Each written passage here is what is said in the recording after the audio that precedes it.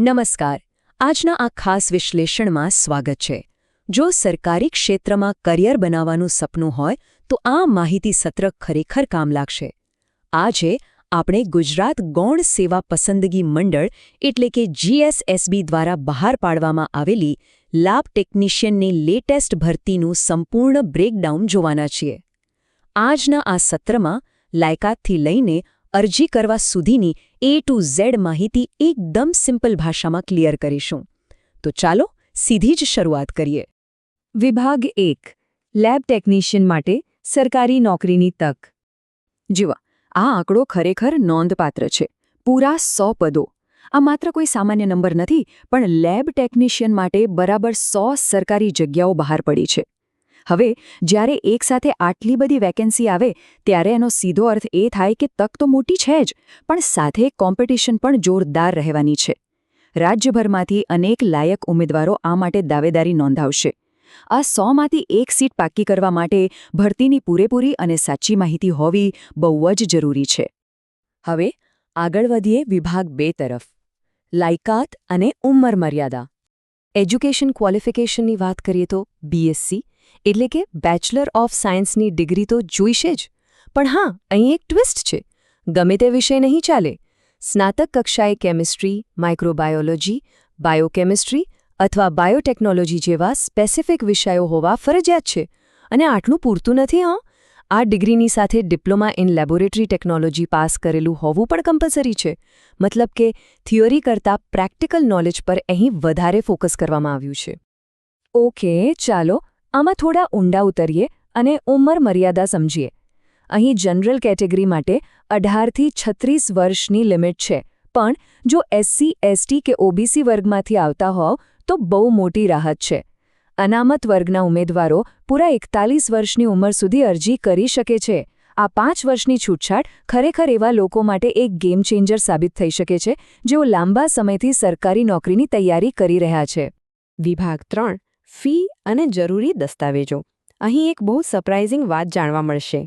હવે અહીં ખરેખર એક આશ્ચર્યજનક વિગત છે. સામાન્ય રીતે સરકારી ભરતીઓમાં અનામત વર્ગ માટે ફી ઓછી હોય છે અથવા ફ્રી હોય છે, બરાબર ને? પણ સત્તાવાર નોટિસ મુજબ અહીં જનરલ કેટેગરી માટે ફી માત્ર ₹100 છે, જ્યારે SC, ST અને OBC વર્ગ માટે ₹400 ફી રાખવામાં આવી છે. આ એકદમ અસાધારણ અને ઉલટો નિયમ અહીં છપાયેલો છે. એટલે અરજી કરતી વખતે આ રકમ અને નિયમો બાબતે એકદમ સજાગ રહેવું પડશે.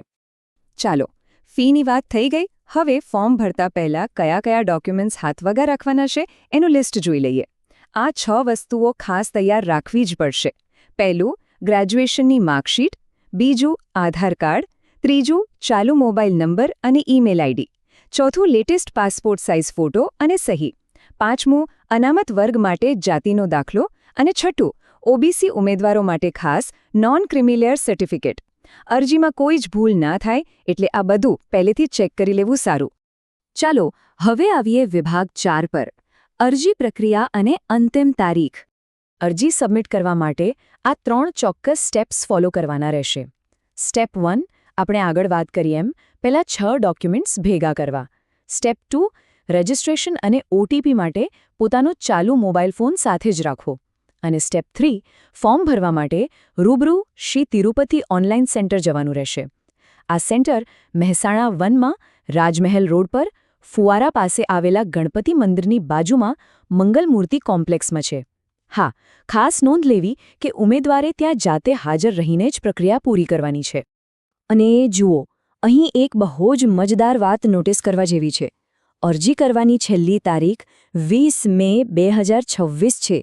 જી હા, એકદમ સાચું સાંભળ્યું. છેક 2026.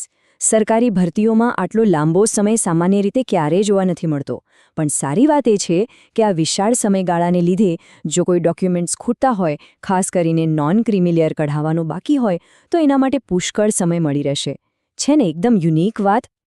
તો આટલી ડિટેલ્ડ માહિતી અને છેક 2026 સુધીના ટાઈમલાઈન પછી સૌથી મોટો સવાલ એ છે કે શું લાયક ઉમેદવારો આ 100 જગ્યાઓમાંથી પોતાની એક સીટ કન્ફર્મ કરવા માટે યોગ્ય સમયે એક્શન લેશે ખરા?